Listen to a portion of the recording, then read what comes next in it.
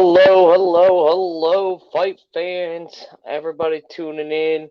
Welcome to Fights Unwrapped, UFC 267, huge fight card. Yes, it is just me for right now, Alec TD Carr. Here with Fights Unwrapped crew, Monique is trying to figure out some technical issues with her computer, so she may be joining me later. I may have some other people joining me later. But we're going to get started on those headlines. But first, of course, as always, I will start in on my plugs and the station's plugs. We have me. You can always follow me, as always, guys, right here at Alec TD Carr. That is my personal account. I got off the wall views about all things Philadelphia sports, all things sports in general, fights, football, basketball, baseball, anything you can really think about. I got it on there. Also, I dabble in some, movies and comics and all kinds of crazy stuff. I got opinions. I got lots of them. If you don't like them, or if you like them, please let me know. If you don't like them, please let me know. I like to argue. That's what I do. That's why I'm on here. That's why I'm part of the sports network. Um, Also, guys, follow Unwrapped, Fights Unwrapped. I don't know if you're watching this and you're not following us. I don't know why. As I say every single week, in my very unbiased opinion, Fights Unwrapped is the best fight breakdowns, the best headline breakdowns across the nation. We give it to you every single week, no matter what. If it's me solo, Monique solo, if we're together as a group, it doesn't matter. We're here giving you breakdowns every single week. So please follow Fights Unwrapped.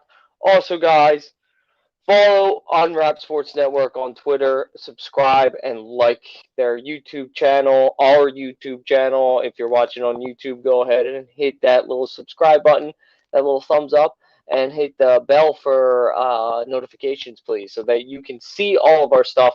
We're on there every single week. Also, some really, really good content across the board, all sports, baseball, basketball, football, hockey, everything you need is on that YouTube channel. So please subscribe to Unwrap Sports Network. Please like and follow Unwrap Sports Network on Twitter. Also, check out the website. There's all kinds of cool shit there every week being posted. Articles, podcasts, all kinds of awesome, awesome stuff. The network's crazy. It's huge. It's massive. It's literally national and international. We got people all over the country, all over the world. Our very own Monique is up in Canada. So thank you guys. Please remember to do all those things. And we gotta touch base on our sponsors as always. Please check out if you got some aches and pains. If you're like me, you're getting older faster than you want to admit, and you're working out and you're feeling sore and you're painful, and you just say you can't find yourself going to the gym as much because you're so sore. Please check out rxhemp.com and use the rxhemp-usn to get 10% off your entire order. Our beloved Carlos Gonda is a strong advocate for RX Hemp, so please check it out. Again, that's rxhemp.com, rxhemp-usn to get 10% off your entire order. And then I know our Monique will be placing bets. I know Dustin will be placing bets. And I know there's a lot of people in the Unwrapped Sports Network that are going to be placing bets on UFC 267. It is a huge card. Could go down as the best card this year, most entertaining card this year, probably. It's going to be a blast. Lots of things happening, lots of knockouts, lots of money lines, all kinds of bets that you can make. So please make sure you visit mybookie.ag today, this weekend, whenever, to and use promo code USN100 for 100% sign up bonus. That's right, promo code USN100 for 100% sign up bonus. It is so awesome that they are giving this sign up bonus. And what a perfect card to use it on. You got Jan, you got other Jan, you got Kazma Chimaev, you got all kinds of people who could finish a fight earlier than expected. So again, visit mybookie.ag today and use that promo code USN100 for 100% sign up bonus. All right, guys, we're going to jump right in here. Go ahead and throw this up. We're going to jump in with a little bit of a disappointing. This headline came out today. It is Bruce, our very own beloved. All UFC fans love this guy. Bruce Buffer is out for UFC 267. No, I can't really find a reason why. It just looks like he's going to miss his first pay-per-view ever. The guy's been doing it since like 1996. Yeah, 1996. Since UFC 11, he has not missed a single pay-per-view. That's 255 consecutive pay-per-views in a row. Maybe he's taking a much-deserved break. I hope that's what it is. The guy is constantly working. He's on that Cameo website doing the It's Time. So unfortunately for this epic card, we'll be I don't want to say stuck with Joe Martinez, but he's just not as good as Bruce. It doesn't get you as amped up, unfortunately. So Bruce Buffer is out of this weekend's fight. We will not be hearing the epic It's Time before the Jan Glover fight. It's gonna lose its edge a little bit, to be honest with you, but I'm still gonna be totally amped up for the fights. I hope Bruce Buffer's okay. I hope he's not sick or anything. I hope this is just he's taking a break. He's got another fight. We got 2 pay-per-views in a row. So maybe he's just taking this one off and he'll be on the next one. But we will be seeing the wonderful Joe Martinez, as bland and boring as he can be at times. So again, a little lighthearted one to start. We're gonna move on quickly to Aljamain Sterling. I need to talk about this guy, and we talk about him a lot, unfortunately. A little bit of a breakdown. If you have forgotten somehow, if you've been living under a rock or just don't know the UFC that well and trying to learn, Aljamain Sterling is technically the champ. He's the definition of a paper champ, meaning he's champ on paper. He won the belt by disqualification on a knee that it was an illegal knee, to his credit. And he kind of milked it, acted like he was concussed, said he got knocked out, said he didn't want to be in it anymore. Against Jan, who is might go down as the greatest fighter in that division of all time. Total illegal hit. That's fine. The way he's been acting afterwards has been totally unacceptable. He has acted like he's won the fight. He is deserved. He does not need to rematch Jan. He has said as much that he does not need to rematch Jan, which is absolutely ridiculous. You do. If you win by disqualification, if you win a belt by disqualification, you have to fight the former champ again. I don't care what happens. That's just the deal. That's the unwritten rule of the UFC. The unwritten rule of MMA. Prove it. Fight him. Beat him. It doesn't support his case that he was clearly losing that fight. Clearly losing that fight. It wasn't even close up to that knee. And Jan is the better fighter, just on paper. He's more well-rounded. He's a wrestler. He's smarter. He's better the clinch game. He's a better striker. He's just better than Aljamain Sterling at everything. The only thing Aljo's got on him is a little bit of length. So now that we've covered that, Aljo was supposed to fight Jan on this card. And he backed out for a surgery that he opted into that his doctor said was not necessary. His doctor said he could wait. It was not stopping him from fighting him. He was perfectly cleared to fight.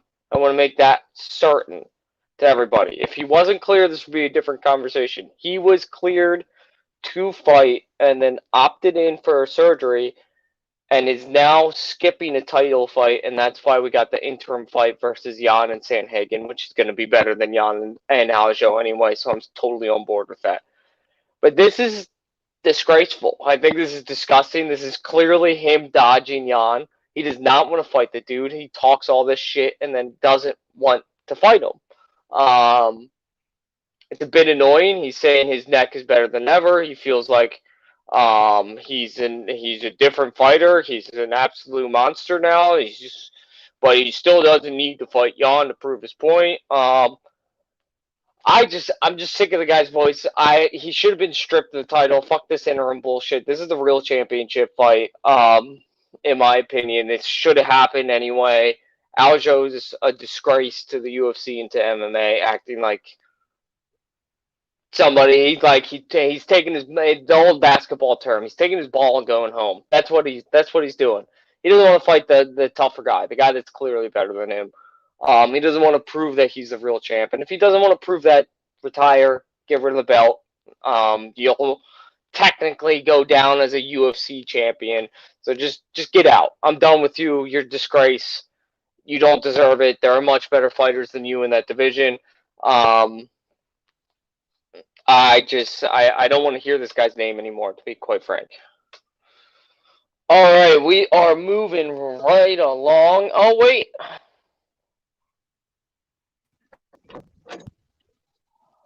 Dustin is here. Dustin has joined me. How you doing, Dustin? Kicking it, man. How are you? I'm good, man. I was just talking about one of our favorite people in the UFC, Aljamain Sterling, and about how soft and that he's pretty much like charming out there. What do you got any thoughts about that, or you just want to move on to the next thing? Aljo is just stupid. I mean, it'd have been cool if you'd have just admitted that his victory was stupid and that it wasn't real and he wants to fight him again. But he's holding up the belt and stuff like he's the champ, and he's not. He didn't beat anybody. I was just saying he should be stripped. He should be stripped of the belt. This is ridiculous. The guy is saying his neck is felt better than ever. He was cleared to fight. You know what's funny is that Dana won't strip the belt. Dana won't strip the belt from him, but he would have an interim champion for Francis Ngannou. It's ridiculous. I mean, Aljamain Sterling, this is what I need everybody to understand. Aljamain Sterling was cleared to fight in this card. He was medically cleared. His doctor said his injury was not severe enough to warrant immediate surgery, and cleared him to fight Jan. That's what happened. And he opted into the surgery, thus making him ineligible to fight. That's how that played out. I'm not trying to be hard on a guy who got injured before a fight. That sucks. That happens. It's part of the fight game. This is a guy that had a minor injury and opted in to get surgery. He went and got a second opinion of a doctor who told him he could get it now if he wanted to. Didn't even tell him it was necessary. In fact, told him it was not necessary, but he could get the surgery. So this is clear. This is the ultimate. I don't think we've ever seen somebody blatantly dodge a fighter like Aljamain Sterling's dodging Peter Yan. What do you think? Do you agree? Is this just blatant dodging? I mean, the guy opted in for surgery. I don't know about dodging because, I don't know the thing of his neck, so I'm not going to be too mean about that one. His neck could really be hurt, and there could be something that the doctor told him, hey, dude, if you go in this fight with that neck injury, something bad might happen to you. So but the doctor cleared him. The doctor cleared him. He was cleared. He was 100% cleared to fight. Okay. Well, like I said, dude, I don't like the guy. I don't think he's that great. I think Peter Yan was embarrassing him, and then for some reason Peter Yan decided to lose the fight. Well, he didn't lose the fight. First of all, that knee, okay, yes, it was hard. I'm not going to say it wasn't hard because taking a knee to the face, I don't care where you're at, especially in a defensive position, taking a knee to the face hurts. Very bad. But I'm not going to sit here and say after the ref gave him 5 minutes, the dude was acting like he was all distraught. And I was like, dude, you did an interview after per se injury. Anybody I know with concussions and all that ain't doing no interview, man. They're going to the hospital. He was also rolling around in pain. That is a key sign that you are not concussed. That somebody who has had 8 concussions, and I'm not bragging, as somebody who has had 8 concussions, you are not fucking moving. You're done. You're out. You're not moving. Even if you're not knocked out, you're still not moving around. You're not rolling around on the ground screaming in pain like Aljo was. That's not a concussion. I don't know if I could call it a concussion because I didn't suffer a head injury after. Like, weird, though. It's weird I didn't suffer a big head injury after. But I actually got knocked out in football before. And literally, it was backyard football, by the way. A big kid jumped on my shoulders and slammed my head to the ground. I was knocked out for probably 2 seconds, got back up, and no, I was not rolling around in pain. I was confused. I was like, what the hell just happened? And literally, so if you're concussed, dude, you don't even know what's going on. You can't see. Like, I mean, dude, it's really weird. You're fuzzy and shit, dude. I mean, if you've ever been choked out or like been went to sleep, you wake up and you just don't know what's going on. If you suffer a big head injury, you're confused. Yeah, So it's crazy. So the fact that he could talk and give interviews and all that shit, he wasn't concussed, and his head was not hurt. I'm just gonna be completely honest. And honestly, if you want to take the DQ win, whatever. That's one thing. We can take that's a totally different subject. Whatever. He got the belt. But then for him to come out and say all the shit like he doesn't have to prove anything against Peter Yan, and it's like That's what I was saying. This guy's a fake. He's not a champ. I think he should be stripped of the title. I think whoever wins this fight, Peter Yan, this weekend, I think is the real champ in my eyes. I know that doesn't mean anything, but that's the real champ. We'll talk about that fight a little bit later today, a little bit later in the show, because that is got me so excited. But we got to move along because we do have lots of headlines and a major, major, major, major card this weekend. So I'm super excited. We're moving right along. We're going to talk about. We want to talk about this a little bit briefly. It's not going to be a long subject. As Sean Strickland comments, I'm still kind of digesting this whole thing. It's a weird story of him pretty much saying that he was raised kind of in a neo-Nazi community or a neo-Nazi family. And he is it sounds like he's coming out and asking for forgiveness about it, pretty much just saying this is a fact about my life. I don't believe in these things anymore, but I just want people to know about it because I don't want to run away from it. This is who I was, and it's awful, and I feel bad for it. And there are people who are calling for him to be cut from the UFC, but I don't think they realize what the whole story is. This is a guy that's coming out and saying it's wrong and that he was raised in a Nazi family, and he is his exact comments were, "I'm resentful at my grandfather and my father for not teaching me better, and I should have known better. And racism is not okay. It's never going to be okay. And in fact, destroyed my childhood because he had no idea what he was doing." I think it kind of sheds a light on, and we don't shy away from tough topics on this show. If you're an avid watcher, you already know that. It's kind of a little bit of a, and we don't want to go all political, but it does kind of tell you like children don't really know what they're doing. And that's what he was kind of getting at. I don't think he should be cut for these. In fact, I think he should go on a speaking tour and tell people his story and how he changed. What do you think, Dustin? How do you think about this? Well, first of all, anybody, telling him that he needs to be cut, I need someone to raise their hand and say that they're perfect and they never made a mistake in their life. Because he was raised in that and obviously doesn't agree with it anymore. And he's very regretful about it. I mean, when did he say that it was okay? When did he say that, he looks back and doesn't even think about it anymore? It obviously bothers him that he told voluntarily to say that because no one knew that. He just said it. So obviously it's something that weighs on his heart. It's obviously something that he's very ashamed of, and maybe he just wants it out in the public so he can finally lay it to rest. Because and you know what? Honestly, it sounds like he's been talking to a therapist, and the therapist was like, "Hey, dude, you got to confront your problems." That's what it sounds like. And it comes to a point where, when people say he should lose his job. You know what, dude? I mean, not everyone's perfect, and some people don't get raised right, and some people don't get raised in a good environment or lifestyle, and they get taught things from their parents.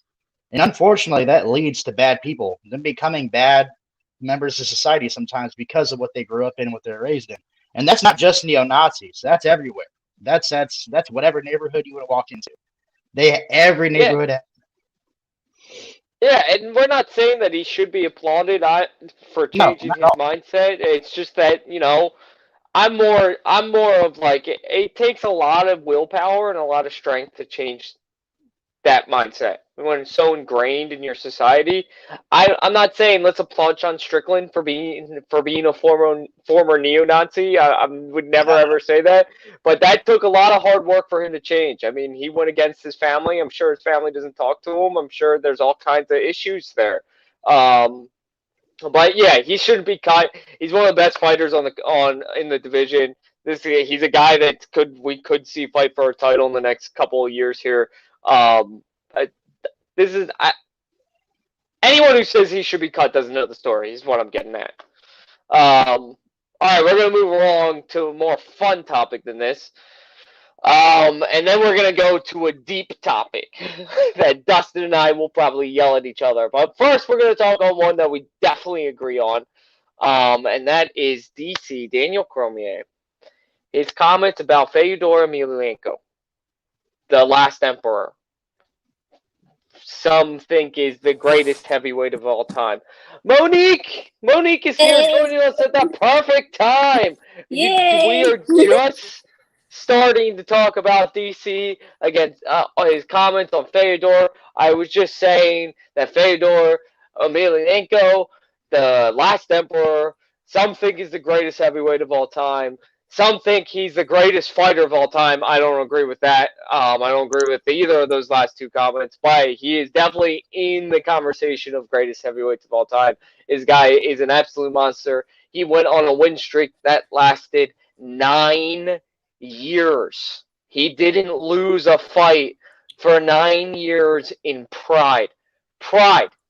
And DC has the balls to come out and say that he wouldn't stand a chance against the heavyweights from the mid 2000s, saying he would beat Brock Lesnar, but it's not some of these other guys. Absolute bullshit. I'm going to pass it off to Dustin real quick because I know you love the heavyweights as much as I do, and I could talk about this forever. So, Dustin, go ahead. What do you think? How do you feel about DC? And now, by the way, he is walking back these comments every day. Go ahead, Dustin. First of all, most Fedor haters want to point out the 09 to 012, the 09 to 12 run, which is when he was losing to Bigfoot Silva and when he was losing to who else he got beat by? It was in Strikeforce. Dan Henderson and Antonio Fabricio Verdum, Antonio Silva, and Dan Henderson. And what people need to Verdum was a lot younger back then, by the way, way younger. And when people are like, well, Fedor was only 30 years old. Dude, Fedor fought 32 times before he stepped into Strikeforce. Against monsters. Khabib's career plus there he is. My bad. With Fedor, fought 33 times. That's more. That's 6 more times than DC's fought in his life as a pro. Before he even got to the Strikeforce. And he didn't go to Strikeforce in UFC on his own free will. The UFC tried to sign him, and they told him to F off because they were trying to give him a stupid deal. And basically, Fedor, and it's like his prime was not 09 through 012. His prime was probably from about 2000 or 2000 or 2002, probably to 07 when Pride ended. And I was like, dude, if you took him from 2002 to 2007 and you put him in the UFC, he would have dog walked the UFC. Like it wouldn't even have been. It would have been fair if he was younger and he didn't fight 32 times yet. Fedor would have definitely put up a huge fight. I'm not saying he would have. Maybe he would have got tested. Maybe they'd have tested the waters a little bit. But Fedor in his prime, I'm telling you right now, would slap around a lot of the UFC guys. And Big Nog, who he beat in his prime, by the way, was a title holder when fucking Big Nog went in, and he already fought 35 times. And he walked in the UFC and won a title. And Fedor beat him when he was young. So people need to kind of back up that shit about Fedor. Fedor is a monster, and he was only 30. He fought 35 times. Like, Bro, that's a lot of fights. A lot of Yeah, fights. yeah, yeah. And I was All like, right, dude, Monique. you gotta give him a break. All right, Monique. How do you feel about this? Before I throw short 2 cents. Yeah, I mean, like, okay, so Fedor was like before my time, so I like don't have too many comments about this. But anybody that I know that has watched, like, the past UFC Pride and anything like that, they know that Fedor was really really good. And DC, I never listen to what DC says. Like, you know what I'm saying? I just like think he's annoying. I think he should stick to commentating and teaching wrestling and all that. And I don't know about his comments because they're kind of absurd at this point. So Alex, I'll give you your 2 cents All right, on I'm this. going to go ahead and throw something up real quick that I haven't been able to throw up in a couple of weeks because we've had some pretty lame cards and pretty lame headlines. But I'm very excited to throw this up here. It's my brand of the week. I'm back. Yay. DC needs to shut the fuck up. He just needs to shut up because this made me go look at his fight record. DC has won a lot of fights. He was undefeated until losing to Stipe Miocic. I got to give him credit in the heavyweight division, not the light heavyweight division. Obviously, we know what happened with John Jones. You want to look at strength of opponent against DC. DC, fuck off. You beat some of the same guys Fedor beat. Yes, Fedor lost to Antonio Silva. You beat Antonio Silva. I don't give a shit. Your schedule, your fight record, besides your win against Stipe Miocic, pales in comparison to Fedor Emelianenko, who, by the way, in those 32 fights, Dustin mentioned, went on a 27 fight win streak and fought multiple times in a month. Let's just get that straight. That's what Fedor used to do. Pride was a different animal. Pride was a totally different thing. There were no rules. We're talking about face stopping, knees to the face on a ground opponent. Anything went. Anything goes in Pride.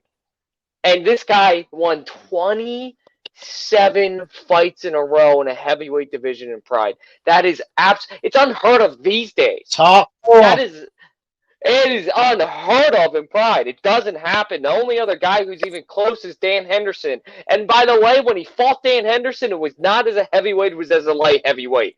He went down in weight class to fight Dan Henderson to try to prove a point that how good he was. And Dan Henderson laid him out with the right hand. That happens. That's what Dan Henderson does. He has a punch named after him, for God's sake.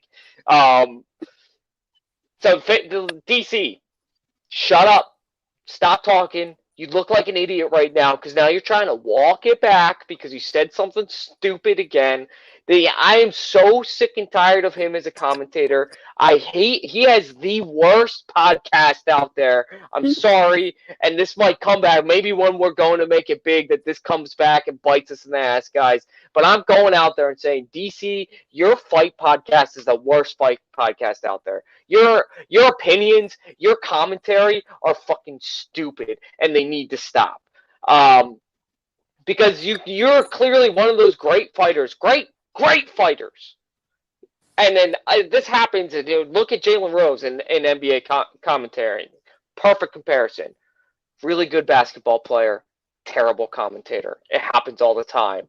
That's what DC is. Anyway, I am done with my rant of the week. Oh, it felt good. It's been a while since I had one of those. And then we are on to our last headline.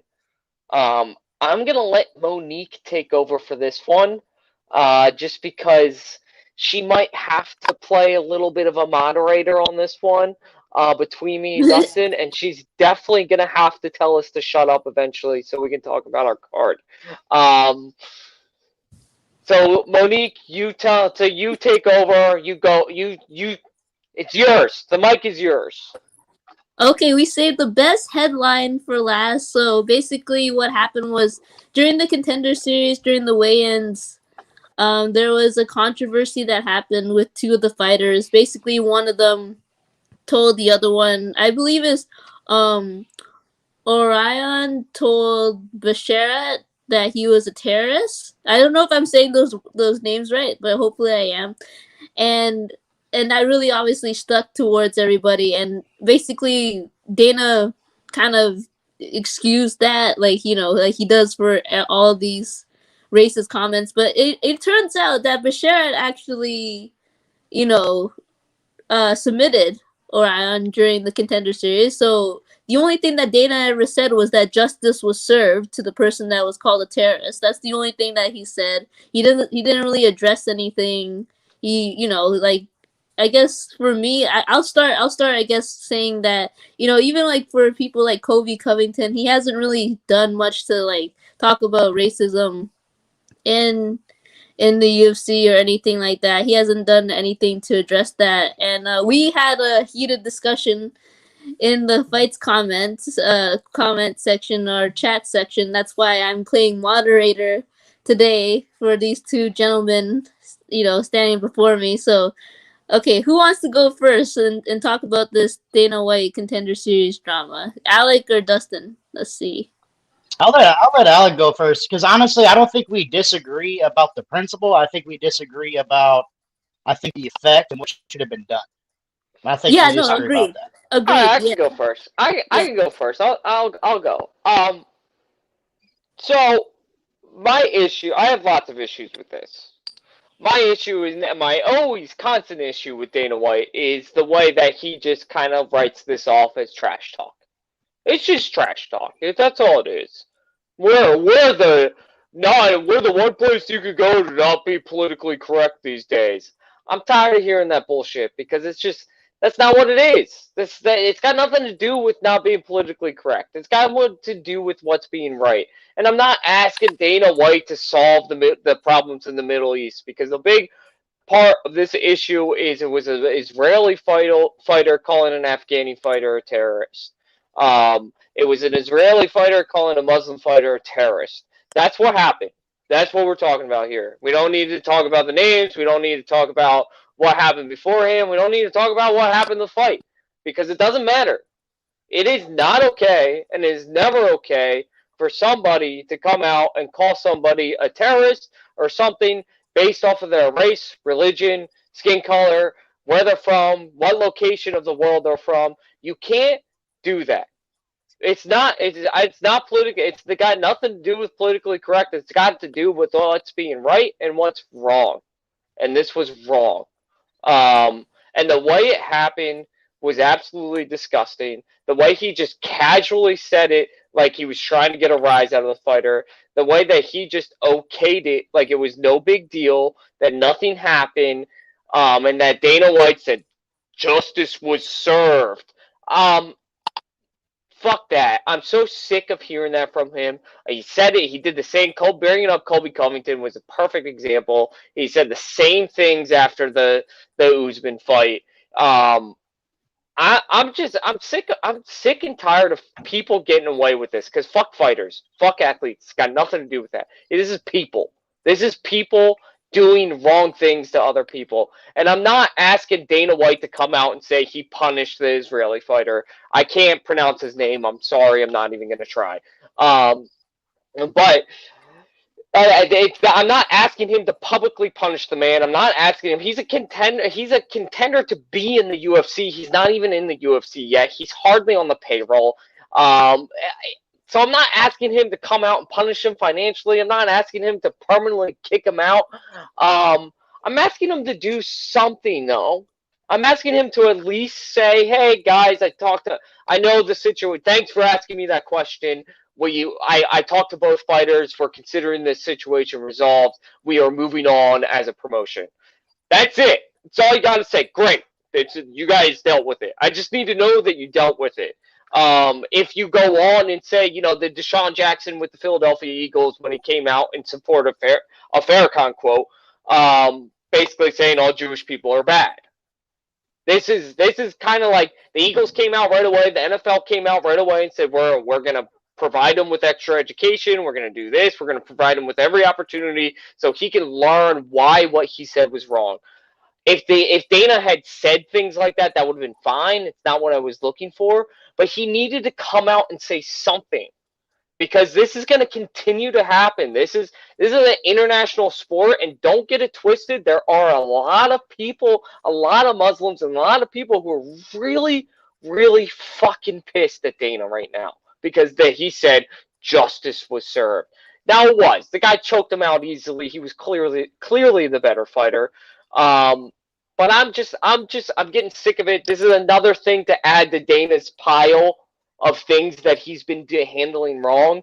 And I think karma's a bitch, and I think it's coming for him. And I think this Mark Hunt lawsuit, I know I bring it up, I think this Mark Hunt lawsuit's going to come to light, bring a lot of things to light, and we could see, I'm hoping that Dana White is forced to take a step back, because it's disgusting. It's just people. It's humanity. That's all I'm asking for. Fuck political correctness. I don't care about that.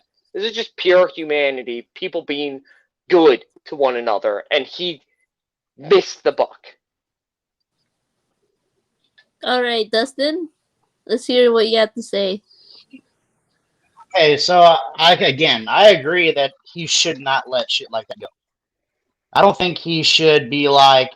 I do agree with you the way he went about it after that I agree that was an issue. He shouldn't have been like. I don't think he should have just shrugged his shoulders. I think he should have been like. Now, if he wants to stick to his premise that he's going to let these fighters do what they want, fine. Fine. If he's not going to find them, fine. But at least he could kind of at least say, he was like, look, guys, these fighters are going to talk a lot of shit to each other, and sometimes they're going to say shit that the mainstream media or somebody's not going to like. But he was like, at the same time, those aren't the UFC's beliefs. He can say certain shit like that. But here's the problem. I do agree with him that in the fight business, it's very hard to do that. It's very hard to censor people because when you give them rules like that, it's hard to market. I'm not saying you have to be racist to be successful. First of all, it's not racist. That's between religions. Let's just get that clear. That wasn't about race. That was about a religion. And number two, it's kind of hard to kind of shut these guys up simply because what's he going to do? Is he going to fine them? Is he going to take some of their purse for saying a bad word? Is he going to... People have talked about people's families in the UFC. Families, everything. Is he going to fine them? Is he going to do something to them? Especially when it comes to religious disputes that he wants no part of. I promise you. If I was a public figure like Dana White, I wouldn't want to comment on that at all. I would be like, kind of leave me out of it. I don't believe in what he told this young man, but I'm not going to comment on that situation because too much bad can happen. Too much bad. They listen more than people think, especially a guy like Dana White. The world is listening.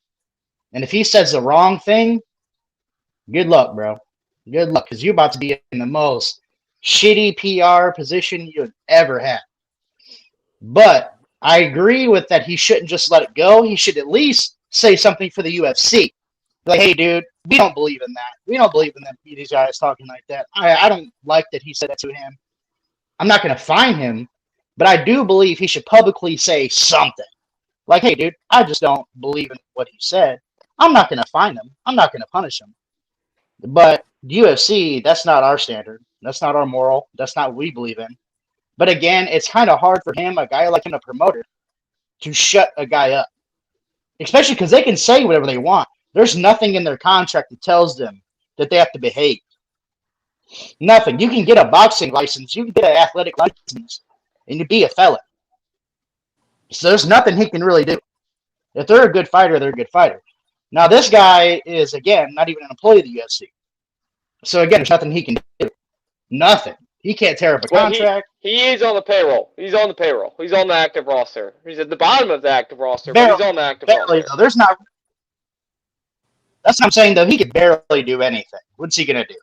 Take away 50% of his purse? That's probably like 10 grand.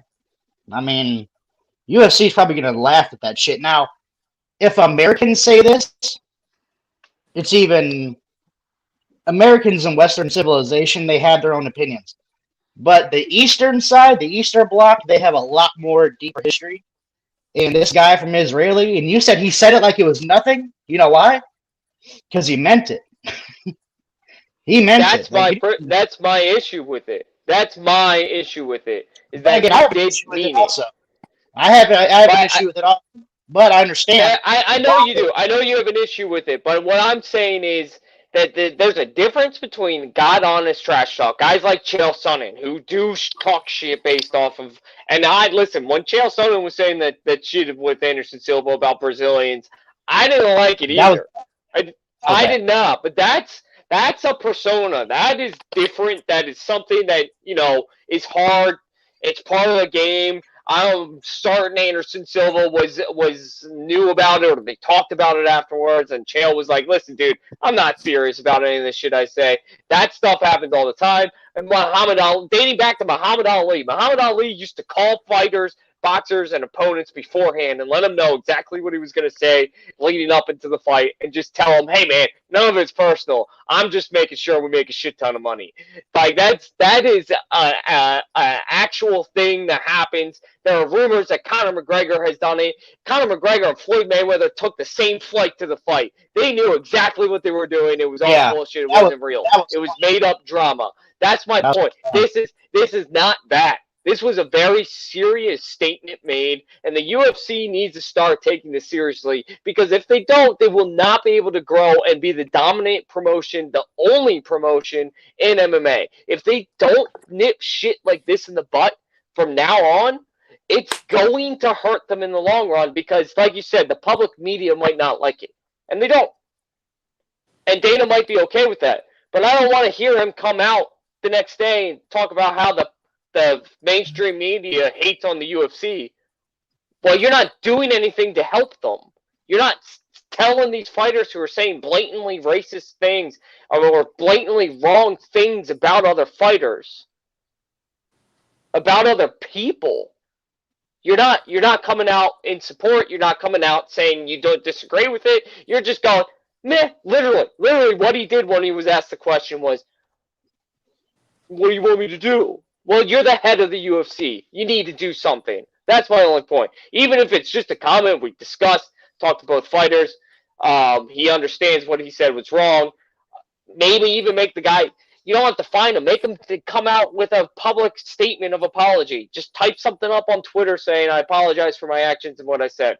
Doesn't have to even fucking mean it. But he's got to be done, because of the business end of the UFC is going to hurt in future statements. That's what I'm saying. Dana and combat sports just don't do shit like that. Like boxing never did shit like that. And that's why boxing has never been. That's part of the reason why boxing and MMA has never, ever, ever, ever been a dominant sport. Now, boxing was one of the two major sports way back in time. But in recent history, it's been football, basketball, baseball, hockey, UFC, MMA, boxing. That's how it's gone. And if he ever wants to change that, which he says he does, these are the kinds of things you have to do. That's just a fact. I do agree with you. If he thinks he's ever going to get to the NFL size, then he has to learn how to deal with the media and a little bit of shut up. You know what I'm saying? You don't say shit like that on national television. But they already do that. I mean, on fight cards and RPPV, you can't say certain stuff in the interview. They have to bleep it out. I mean, dude, they do a lot of things. I think he's talking about the shit talking before the fight. So if he comes out and says something like that, again, I mean, to me, it's what is he going to do? The only thing he's going to probably be able to do is fine him. I think he's going to be able to come out and make a statement for the UFC. I think he could do better, and I agree with you. He should do a little bit better. He shouldn't just be like, so what? He called him a terrorist. I think that's a little bit weird. He probably should have said a little bit more. I agree. But when it comes to jumping into his little religious debate or how these guys feel or anything like that, I wouldn't touch it. I don't want him to solve the problems in the Middle East. That's not what I'm asking him to do. I would never ask I wouldn't ask anybody to do that. But reporters, you got to understand, reporters, their job is to draw shit out of you. And if he starts talking like that, they're going to start drawing shit out of him because they want that. They're going to ask even more questions. So Dana White's the type of guy like Nick Saban or how you say Bill Belichick. They nip shit in the bud right before you even ask it. They get asked questions. They're like, yeah, man, we're going down next week. So they don't get asked more stupid shit. And that's basically how Dana is. Because if he says certain things, the reporter's going to try to dig, as they always will. That's why people like Marshawn Lynch and all those guys check the fuck out of the media. Because they were like, I can't even say anything without you trying to get my life story. So he was like, fuck that.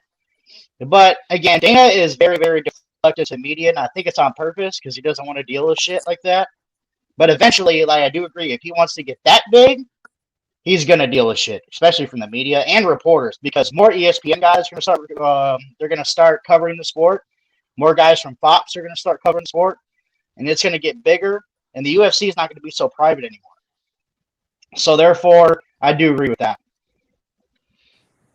Okay, it All looks right. like I think we technically come to an agreement. Technically, I don't think there was much moderating going on in this headline. But are we done the headlines for this week? Or are you We ready to? are. All right, so we have a spectacular So. fight card to talk about right now. We'll move on to that, and I can't wait. Watch, okay, guys. This fight card starts at 2 p.m. Eastern. Okay, just to let you know, just because they're in Abu Dhabi, I believe, right? So remember, 2 p.m. Eastern time, not 10 not 10 p.m. Eastern time. So it's an early card. And All right. I think they made, and you can correct me if I'm wrong, if you Yes. are a subscriber to ESPN Plus, I think this fight might be free. I think they made an announcement. I could be wrong, but I swear I read something somewhere that said that. So Okay. check that. Fact check me, guys, and people who are listening. But I think that's true. Everybody do their research before you watch this fight. Okay, let's see. The first fight we're going to talk about is a light heavyweight bout between Magomed Ankalaev versus Volkan Ozdemir. If I can't pronounce these names properly, I swear. But okay, we'll start with that. Um, I think like the last few times we talked about this, I think it was it Magomed that faced Ian Kutaliba, and then like Alec was like go Ian Kutaliba, and I was like go Magomed, and then like Magomed like kicked him in the head, and he went down. So ever since then I've been on that train. I think it's the same guy. I think it's the same guy. Yes. Okay, Yes, good. that was it. Yes, that was last year that happened. So it's not that I'm not a fan of Volkan. It's just that Magomed just keeps looking better every single time, like every time he fights. So I'm choosing Magomed in this fight. What do you think, Alec? I'll start with you since like we have history about talking to this fighter. Yeah, Magomed proved me wrong. I thought Ion Kutaleba was a different person than he actually was. He is continued. You can't be right all the time. As much as I would like to be, you can't be right all the time, and I've been clearly wrong about him. Magomed's an absolute, absolute monster who is coming off a loss against Yuri Porkazka, the beast who's about to take over the division. So I can't count that against him. He also beat Rokic, which is a. Oh wait, no, sorry. I was looking at Vulcan. He's coming off a win. Sorry, Magomed's coming off a win He's against coming off a Nikita win. Krylov. Yeah. He's on a bit of a win streak here. The guy's an absolute beast. He pulls Volkan Ozdemir, who is a really, really good fighter in himself. He had that tough fight against Yuri, who is just, it's Yuri. The guy's probably going to end up beating Jan in the next time they fight. So I'm excited to watch Yuri's take over the division, as I think he's going to. Magomed's gonna fight the champ. He's gonna fight for the belt eventually, and Volkan Ozdemir is not. Not saying that he's not a great fighter, because he is, but he's the ultimate test fighter. Like, if Magomed beats Ozdemir, he's in the top 5.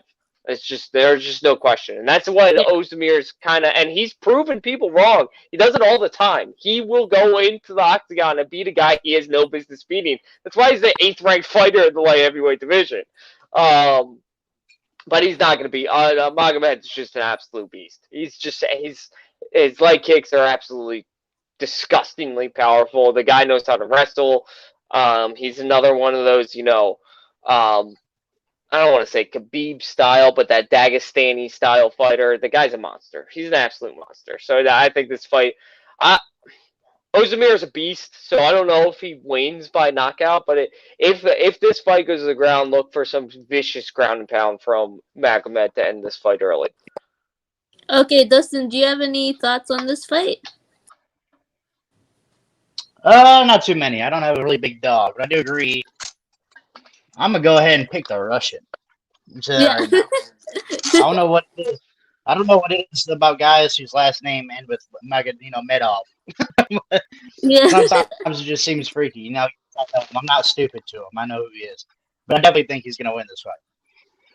Okay. We are so excited for the next bout because it's a welterweight bout between Li Jingliang and Khamzat Chimaev. Oh my god, I'm so excited. Chimaev is back. He is back and he is ready to go. And we've been waiting for this for like literally, it feels like a year because like he was out and he had like lung problems for about a year. So really, really excited for Chimaev to be back. And I'm gonna pick Chimaev to win. I don't know about anybody else, but I don't think anybody's picking Lee to win. At least the people that I've seen on MMA Twitter, they're like really, really keen on Chimaev winning. So I'll start with Alec. Who do you think's gonna win this bout? My guy, Khamzat Chimaev, is back in action. I am so excited for this. He's back to his old habits. He hasn't missed a fucking beat. He's already talking about the next fight. He's like, I already beat Lee. I already beat him. I'm like, in my head, this fight's over. I'm moving on to the next guy like I always do. I'm gonna run through the welterweight division. I'm gonna beat Usman. I'm gonna do this. I can't wait to see him fight. He does have me worried. So this is Monique, you alluded to this, but Khamzat Chimaev had to cancel a couple of fights due to issues with COVID and had some severe side effects of it. He lost lung. His lung capacity was only operating about 40%. He couldn't even walk upstairs. He couldn't get out of bed at certain days. Like that's serious. So I can't say outright he's going to win this fight because I don't know how recovered he is. Now he looks good. Watching the fight previews, he looks like he's hitting the bag. He's doing his conditioning. He looks good. But that worries me because we don't know the long-term side effects of COVID. We don't know what's going on with him. Exactly. The doctors don't even know what's going on with him still. So it's crazy that he's even fighting because he was told he would never fight again. And he's back. I'm going to root for him. I know it's a lot of people hate him, his antics. I don't really love his antics. I think they're good for the UFC. I think they're entertaining. I could say he does definitely get annoying at some points. But the guy's entertaining as all hell. It's fun to watch one of these, nut jobs, and this guy just pressures you. If he's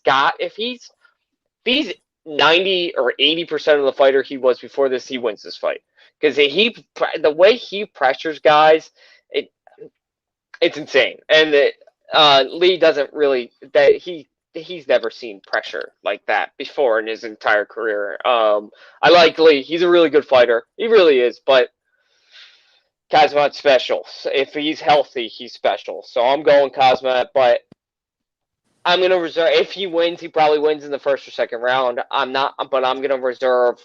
I'm not really picking here because I reserve the right to not pick because of the extenuating circumstances in this fight. I would never say that. I hate guys who don't pick fighters, but I'm not picking here. I'm sorry. I can't do it. Can't do it. I would, if you're betting, do not bet this fight. That's what I would tell you. Yeah. All right, Dustin, do you have any thoughts on this fight? I'm going to go with Chimaev. I think he's probably still going to – I think he's coming back pretty healthy. I think he'll still be the same guy. Now, he needs to slow back that roll of all that confidence because you haven't fought way too long to be that confident. Now, if you're still on your run and you just fought 6 months ago, gotcha. But you need to kind of kick it. The guy that you're fighting is not exactly a tomato can. It's not like you're just going to go in there and kill him. But like I said, I like the confidence. Don't get me wrong, but if he has lung capacity problems, that could serve to be a real problem for a pressure fighter. Like I say, the reason the Diaz brothers can fight so long is because they're freaking triathlon athletes. Those dudes are weird. They will swing at you for 5 rounds. It's because they can run like 30 miles a day. They're weird. So therefore, that's why. But if you have a lung issue, you might want to kick it. Relax the first round because if you try to punch him out and he eats it and he's able to take it, that second round you're gonna look like Conor McGregor because Conor McGregor does the same thing. Tries to knock you out in the first round, gets tired for the rest of it. So you're gonna look like him, and I hope he doesn't because the more tired you are, more susceptible you are to getting embarrassed, getting finished. Way more susceptible to get finished. I'll tell you that. And hopefully he comes back all right, but I think he needs to slow his roll and bring some humbleness in here, man, because you might piss that guy off, and he might come in there and try to knock you out. So you might want to slow your roll. That's the only thing I have on. The one thing I do want to say about the last thing about that, and I did warn people we'd go a little bit late. So, the one thing I do want to say is that Kazma, you got to give him credit. He's coming back, taking the 11th ranked welterweight in the entire world. Like he's not taking a cake fight to start. This is actually probably the hardest opponent he's ever fought. So, you got to give him credit. That's a hell of a lot of confidence. That tells me a lot that he thinks his conditioning is back. So I'm so fucking pumped. I'm so fucking pumped. All right. So I don't know why this fight is even on the main card, the next one, because I'm not really a fan of it. But we have heavyweights going. We have Alexander Volkov versus Marcin Tybura. And again, like I said, I do not know why this is on the main card. This is not a fight, in my opinion, that should be on the main card. But maybe I'm just a little harsh just because this is such a stellar stacked card, in my opinion. So what do you think, Alex? Because I don't know if I can choose between the both of them. I think I'm choosing Volkov. Okay, that's probably my guess. But again, I don't necessarily think this fight should have been on the main card. So that's why I am not commenting on it very, very much. So what do you think about this fight, Alec? It's definitely a weird one. I don't know why Volkov is pulling the number 8th ranked fighter right now in his career. It's definitely a guy that I would expect to fight up in the rankings, not down. Now a lot of the guys above, a lot of the guys above him have fought recently, so that's part of the issue. Jairzinho, Rosenstrike fought, Curtis Blades, so those are two guys he would fight. Volkov's gonna roll over this Tybura. Dustin and I talked about it a little bit last week. Tybura's not gonna be in the top 10 come next year. You got a lot of people in this heavyweight division coming up in the rankings that are really, really good fighters. The heavyweight division is the best it's been in a decade, probably too. And there is a huge discrepancy between the skill of Tybura and the skill of Volkov. Volkov is going to slowly walk this guy down, hit him with leg kicks, body kicks, and knock him the fuck out. This guy doesn't. I don't know why this fight happened. This is just not a good fight. Stylistically, everything. It's just not a good fight. You got the tree trunk legs of Volkov against Tybura, who is bound to fall in the rankings, not go up. Now, maybe he proves me wrong. Everybody's got a puncher's chance in the UFC, but Volkov is a legit fighter in the heavyweight division and the best heavyweight division in the past decade too. So, and Tybura has not proven anything for me with wins over Walt Harris, Greg Hardy, old Ben Rothwell, and fucking Maxim Grisham. Volkov has beaten Al Sitar over him, stopped his run, beat Walt Harris, lost to a close fight to Curtis Blade, absolutely annihilated Greg Hardy, lost to Derek Lewis, and beat pretty much everybody else he's ever fought except for Shit Congo and at the end of Shit Congo's prime. it's not even close to me. It's not even close. Alexander Volkov knockout in the second round. All right, Dustin, do you have any thoughts on this fight? This is a Volkov trying to stay active fight. To be honest, this is him trying not to have rust. But when it comes to fights like that, you also got to be careful because you might come in there and like this is a rust fight. This is me making sure I stay hot. Be careful because sometimes you might get lazy in there when it comes to those types of fights. But Tybura, like I said, I don't think he's going to be in the top echelon of heavyweights. I don't think that's going to happen. But again, I mean, Volkov, I think, took this fight to stay active, and Tybura probably knows that. And he knows this is his shot because Volkov is a line. If he got past Volkov, he's fighting the upper echelon fighters. He's going to the top 6, top 7. He's fighting the big boys now if he beats Volkov. So this is his shot, and this is Volkov's better swat his shot down, put it that way, and just prove that he's a better fighter and he ain't getting to the top 5 because he's got to beat him first. So therefore, we'll see. I mean, I think Volkov's going to win, but again, if I was Volkov, I would definitely take it here. You know, this is still a UFC heavyweight. So you step in there and you lag out a little bit. You can lose fights like this easily. Look at Anthony Joshua get knocked out by a dude he thought was a warm-up. I mean, it happens in every combat sport. So therefore, again, step in there, be ready to fight, and don't take this as a warm-up. That's all I really got to say. But I think Volkov's going to win. All right. So, agreed that this fight is a weird one, but we all agree that Volkov is probably going to win it. So, we're going to go to our co-main event. Really excited for this one. It's for the interim bantamweight title. We have Peter Yan versus Corey San Hagen. And wait, you're skipping Islam versus Dan Hooker. Oh shit! I am. No yeah. I was like, why are you giving me that face right now? I was like, wait a second! Don't skip my guy. I was like, why is this so short? Why do we only have 2 more fights? And I realized you're right. I did skip them. That's why I'm not wearing my glasses today, people. This is the problem. But okay, so we have a lightweight bout before the co-main event, and it's Islam Makhachev versus Dan Hooker. And again, a really exciting fight. Dan Hooker with the quick turnaround. He's opted to skip going back home to see his family and instead training over here and going to Abu Dhabi.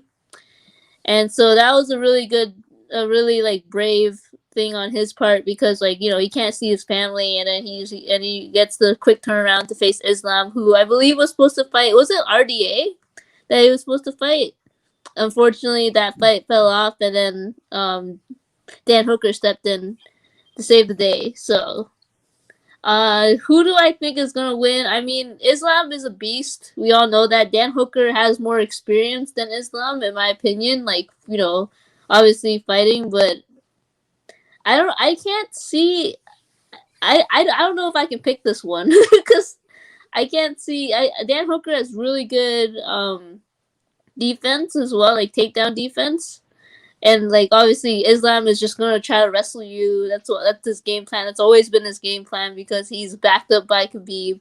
Oh, also, this is a really side note. What's called Hasabullah is gonna be in the corner for for Islam, just to let people. I know, Dustin, I know, but I had to put that out there because everybody's talking about it right now. So I had to say that right now. And so who do I think is gonna win? I'm gonna say Islam. I don't know why. I can't see. I still can't see Dan Hooker getting taken down like that. But you know, it's Islam. If he's gonna impose his will, it's gonna be that. So, what do you think, Alec, about this fight? Dan Hooker, you should have gone home. You should have gone home to see your family. I love you, Dan Hooker. You're one of my favorite fighters to watch because you put on a striking clinic every time you're in the octagon. He really does. He really, really does. it's a quick turnaround for him, which is a disadvantage against a guy like Islam who can go for 5 rounds, no problem, while grappling for 5 rounds, no problem. He can go forever in the hardest, like a very tough fight style. He can just go and go and go. I, I, I just Islam is one of those guys that we've talked about over and over again in this stream, and I think pretty much all of us agree that he's one of the next guys in the really really tough lightweight division. Islam is one of those guys that could come in and make a serious contention for a serious title run, because that's how good he is at wrestling. And I wouldn't say he's an awful striker. I'm not going to by any means call him good, but he can stand up for a little bit. It's not like he goes into a fight, shoots takedown. That's not. He's not a pure wrestler. He has some roundness to his game. That being said, he's nowhere near. If he tries to strike with Dan Hooker, this fight's going to end, and it's going to end quick. Dan Hooker's going to put him to sleep if he does that. But he's too smart. He's got a high fight IQ. He knows exactly what to do. He's going to go in there. He's going to feint some takedowns for the first round, and then go for one. And he's going to get it. And I think we could see a submission in this fight. I think in like the second round submission. But Dan Hooker's so tough. I'd love to see this go all the way. But at the same time, I don't want to see Dan Hooker get pulled into deep waters on such a card that's going to be so exciting and just fucking bombs being thrown all over the place. This fight could be a really boring one, guys. It could go all three, and it could be a unanimous decision for Islam. But I hope, for Dan Hooker's sake, because I don't really think he has a chance in this fight. I'm sorry. I love him, but I'm sorry. Islam's really fucking good, and he's gonna put Dan Hooker in deep waters. He'll put him, if he can't get him down right away. Guess what he's gonna do? He's gonna put him against the cage and not let him fucking move. So I got Islam. I'm gonna say second round submission. All right, Dustin, do you have any thoughts on this fight? Yes, actually, I had a comment somebody said about his striking. It's actually funny because Khabib yells at him. Khabib literally yells at him. He's like, dude, if you keep fucking standing up, he's like, I swear. He was like, and you know what, dude? That thing you're talking about, Dan Hooker was striking, I think Islam's going to test those waters. I'm actually confident he's going to. I'm dead serious. I'm confident he's going to. Because I've seen him with other fighters, and he's a very confident guy. He thinks he can strike, and he thinks he can do all of it. Now, he is a better striker than Khabib. I'll give him that. I think he's way more versatile. He's a good kickboxer. That's not Khabib's game. Khabib was kind of more of an old school boxer who feinted, and he had a little bit of power. He had enough to knock you down a little bit. But Islam is much more athletic. I think he's much more flexible. He does a lot of head kicks. He's very new school. He's almost like the new school version of Dagestan, that way. And I think that he's going to test Dan Hooker's. He's going to test the roasters. And I think he's going to go up against him, dude. And Khabib's going to cuss him out in the corner, probably after the first or second round. Be like, if you keep going, you're going to get knocked the fuck out. And he's like, I told you you're going to get knocked the fuck out. And when you do, don't look at me. But literally, I think Khabib's going to have to cuss him out probably after the second and be like, if you don't put this dude on his back, I'm probably going to choke you in the corner when you come back. But I think that Islam's going to stay up. My mind is telling me Islam's going to win the fight. My heart's telling me Dan Hooker's going to win the fight, but I kind of want Islam to lose, so Khabib will shut the fuck up a little bit. But we'll see, because if Islam wins this fight, I swear to God, all I'm going to hear from Khabib is, oh, we're the next champion, and we're the greatest. Shut the fuck up, Khabib. Shut the fuck up. I don't want him to win just because of that. But Dan Hooker, I think, probably is going to lose. But I would not be surprised if Islam tries to test those roasters and stand up. I'm saying that right now. I think he's going to. He might get put on his ass. And again, Khabib's going to cuss him out. But we'll see. And I think it's going to be a really good fight. I think it's going to be a lot more stand-up than people think. But I do think it's not going to All right, so now we're on to the co-main event. Now I can say that we're talking about the interim bantamweight title, and now I can say that I'm introducing the fighters Peter Yan versus Corey San Hagen. Oh my gosh, I love them both. I really don't want to see this fight happen in one way. Like, I want to see the fight happen, but at the same time, I don't want to see the fight happen because I love both these fighters. Corey San Hagen, I mean, like, his rise up to the rankings has been incredible. As you know, he should be the one originally facing for the title, in my opinion. You know, and now he's facing against Peter Yan, who should be the champion, but then obviously that illegal knee happened, and then now Aljo is stuck being the champion, being injured, and we already talked about this in the headlines, I'm pretty sure. So we're not going to discuss this any more than it has to be, but I don't know, man. I think I love Peter Yan. I think he's a smart fighter. I think he has a smarter fight IQ than Corey San Hagen. So Corey San Hagen is going to try to like wait and wait for his knockout opportunity, but I don't think it's going to happen because Peter Yan is such a smart fighter. And he's a great fighter. He's a great striker, obviously. He's great on the ground, good ground and pound. I think he's gonna win this fight, in my opinion. So, what do you think, Alec? You're like you're not shaking your head. You're nodding your head. So I guess you kind of agree with me, right?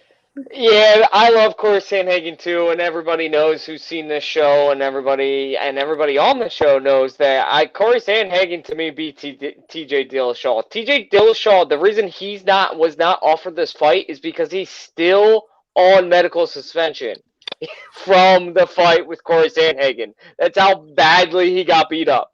Corey San Hagen won that fight. That's why he's being offered this chance for the interim belt. It's because the judges screwed him over, and Dana White knows it, and the matchmakers know it, so they gave him the fight.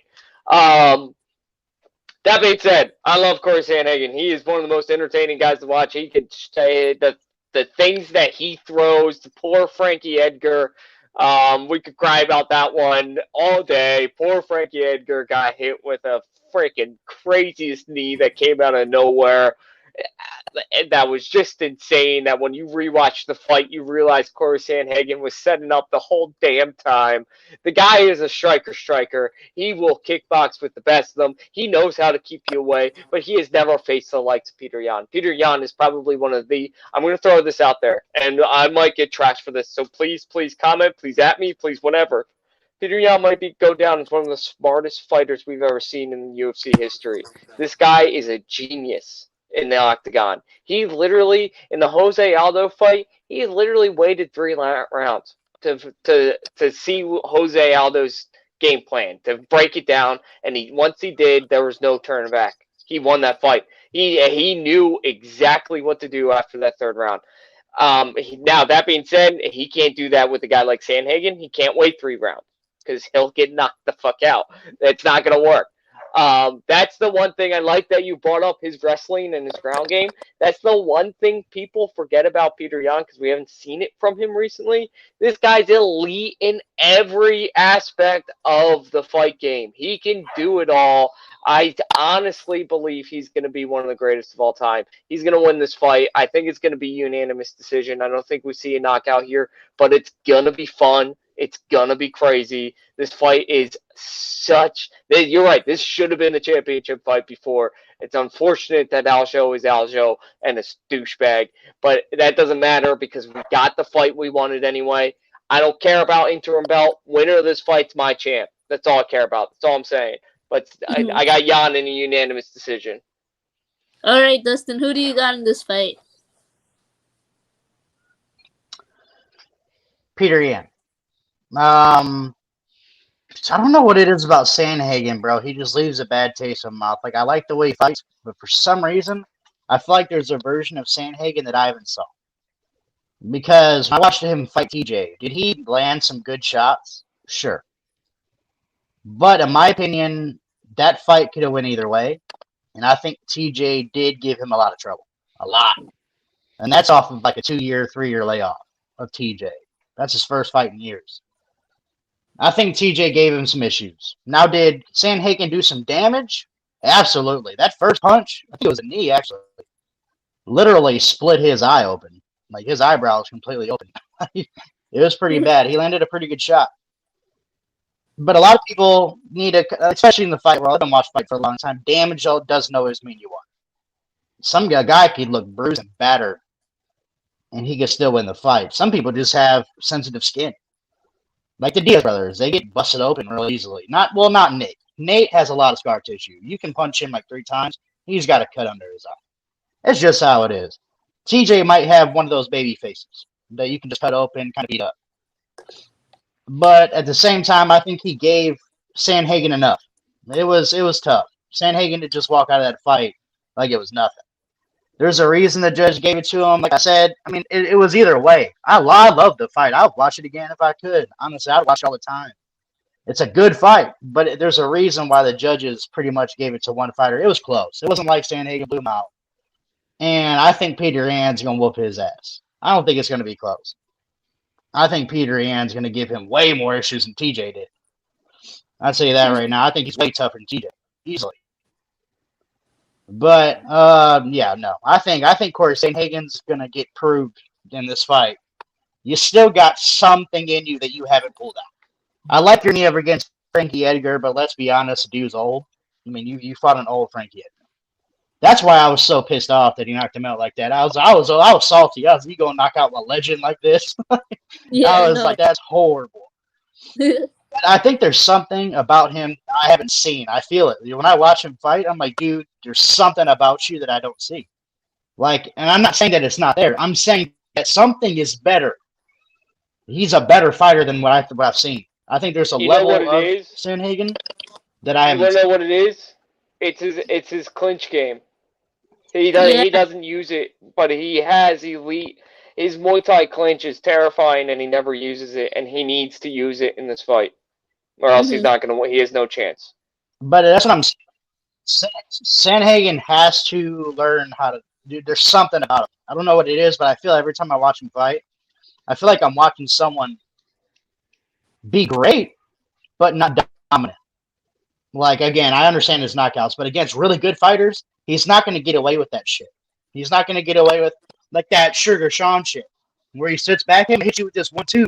It's not going to hurt you right now, and I'm going to make it look flashy. It's not going to work. You punch Peter Yan like that, and you stop hitting him, Peter Yan's going to be like, dog, look, you about to get put up against this cage, and I'm about to whoop your ass. And that's exactly what's going to happen. When you fight these championship level guys, dude, stop. Don't do the flashy shit. Put the flashy shit in when it's needed. Like John Jones. John Jones is the same thing. But when he puts flashy shit in, it's because it's about to lay you out. Not because, and it's a very high percentage too. So it's not like he's throwing flashy strikes. Sandhagen, I think, needs to get to that gritty part of his mind. He needs to get to a very gritty part. And, dude, just there's another level you can pull out. And you better pull it out. Because if you don't, Yan's going to whoop you. I mean, he's going to whoop you too. Like, it's not going to be like, oh, that was a close fight. No, if he does not pull out that next level, Yan's going to show him what the next level looks like. And that's exactly what I think is going to happen. I think I'm taking Yan indefinitely. All right. So we are finally at our main event. We are finally there. We have, obviously, the light heavyweights. We have Jan Blachowicz, the champion, versus Glover Teixeira. A fight where I, again, do not want to see these two fight because I love them both so much. It's really, like, heartbreaking for me because it's like choosing the ground game, which I love very much, versus elite level striking. That's, like, for me, that's how this fight is, like, laid out, because obviously we know Glover Teixeira really, he'll test you in deep waters on the ground, and you see Jan with his, amazing striking, and obviously he has ground game as well, so I don't know who's gonna win. Who I want to win is Glover Teixeira, just because, like, I've been a fan of his for so long, but at the same time, I know Jan, he has that power, he has the ability to overstrike you, and, so I think Jan is gonna win. I think he's gonna maintain the title, but I would love to see Glover Teixeira take it, just for my own personal opinion, but yeah. All right, so Alec, I'm gonna start with you, and guys, if I get cut off here, it's because I have a call at 8 o'clock. So just letting you know, okay? So Alec, what do you think about this fight? Jan and the other Jan, The Jan other Jan. Blachowicz, should absolutely win this fight. I love Glover too. I hope he wins because I think if he does win, he's gonna finally retire. I think we might if he wins this fight, which he really does have a chance. The people who are writing him off as just an old guy that doesn't stand a chance clearly didn't watch the Santos fight. This is a guy that you can't is extremely hard to knock out, almost impossible to knock out. And if Jan thinks that he's going to come in there with his power like he has in the past against other guys and just put him to sleep and just pressure and pressure and pressure him, you got the wrong game plan, man. If he starts fighting him that way, you don't you're hurting yourself because he's going to let you pressure and he's going to let you hit him. Glover will let you hit him with your power because he's got a fucking skull made out of God knows what. I don't know what that thing is made out of, but this is seriously this is going to be a great fight because Jan is. I don't think Jan will pressure him. He's too smart of a fighter. Glover does have a way to trick smart guys into fighting his fight, though. So I'm going to be rooting for Glover because I really do think if he wins this fight, we're going to see him pull off the gloves in the ceremony and retire. I think that's it. I hope that if he does win this fight, that's what he does because he should retire on top. The guy's been in the UFC forever. He's been in the fight game since he was a kid in Brazil. I honestly, I really do hope, and I do like I like Jan a lot. I do. I like watching him fight. But I think Jan wins this fight. I think he's going to win a decision. I think Santos not Santos. Sorry, Glover Teixeira is going to struggle against him because Teixeira struggles against guys who are really, really high IQ strikers. He does because part of his game plan is always to trick you into coming in. And then he feints the takedown. And he lets you come in. He draws you in. He's back against the fence. He shoots that takedown. Fight's over. That's how he plays. That's what he does. That's always been his thing. I'm not saying he can't strike because he can clearly strike. He's got power. But Jan's just too smart. He knows the game plan. The guy watches tape on top of tape on top of tape. He is an extremely smart fighter. For that reason, I think he wins this fight. And also, I am dying to see Jan versus Yuri. So part of me wants Glover to win so that he gets the title. But I don't think Glover is going to retire if he wins. I hope he does. Let me rephrase that. I hope he does. I don't think he will. But I want to see Jan versus Yuri. So part of me wants Jan to win. Part of me wants Glover to win. I don't know what to do, but I think Jan's going to win. And we're going to get an ultimate showdown versus Jan versus Yuri. A light heavyweight showdown that we haven't seen the likes of in a very long time. All right, Dustin, last fight. What do you think about it? Jan's gonna win. I mean, I don't know how to put that. I mean, any more simple to me. Like he's gonna beat Glover. I think it's almost indefinite. I got a lot of respect for Glover. I don't have the connection to Glover like you guys have. I mean, I like him as a fighter, but there's not some like big part of me in my stomach. I'm like, I just want to see him go out in the sunset. I don't really know. I don't know if I'm the huge fan of Glover. I think he's a good fighter, and I think he's had his ups and downs, and he's on a good run. That's why he's here. But Yan is, first of all, when you say he's going to let him punch him, look, man, if he lets Yan land a 3-strike combo on him, he better have a head that's made out of skull, because if not, like it better be like some steel in his mouth. I don't know, dude. I mean, it better be reinforced. Because if Jan hits you cleanly like that, nah. Izzy said, I felt the Polish power. No, you didn't. He didn't land a big shot on Izzy. He outstruck him. He landed more shots. He's a little more picky. But the fact that Izzy was talking, he felt his power, he didn't, because Izzy didn't let him land a clean shot. Izzy never let him land a knockout blow. That never happened. If Glover Teixeira, if he puts his hands down, and if he taunts Jan at any point, and Jan lands a clean right hand, nah, he's out. That dude's gonna be on the map. But Yan's definitely the smart fighter. Dude, and when it comes to pressuring, if there was any fighter that he was gonna pressure and thought he could knock out, it was probably gonna be 200-pound Izzy. If it was anybody, that's the one I thought he would bully. If there was anybody, I thought he'd put his weight on him, sling him a little bit. He didn't do that. He fought him like a kickboxer. He fought him like they were the same size or something, which they're not. He's way bigger. He literally fought him like they were the same size. And then, weirdly, he won. Weirdly. But again, he did use his takedowns and stuff like that. I don't think he's going to take down Glover. I don't think that's going to be like his smart plan. That's not going to be a smart plan for Jan. But he's also not Izzy, so I can't really compare that. Izzy's a little bit different. So yeah, no, I'm thinking Yan's probably. I think he dominates this fight. I don't think Glover's gonna do much in my opinion. He might prove me wrong, but I think Yan's gonna beat him up. All right, so we have 2 pay-per-views back to back, guys.